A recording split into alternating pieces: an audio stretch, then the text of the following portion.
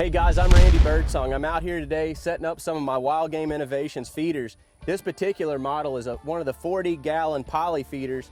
It comes with a digital timer. This allows you to set for multiple feed times and also control the length of each feeding. And depending on how often you get to your farm, this can come really handy for you. You can set this thing to where it'll only feed maybe once a day. But if you're somewhere where, say you can get back to your feeder every couple days and maybe your deer density is, very high, you can set this thing to go off 3 or 4 times a day, whichever you prefer.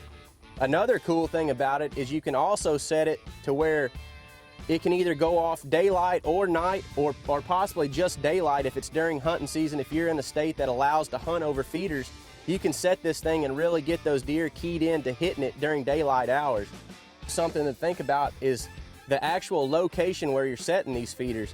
We picked this particular spot because it's right between bed and feed, and we got a nice tree line right here. We're gonna set a Wildgame Innovations camera over here to monitor this thing.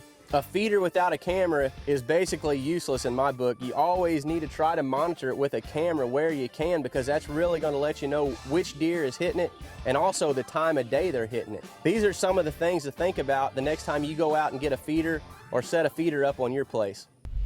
Brought to you by Wildgame Innovations.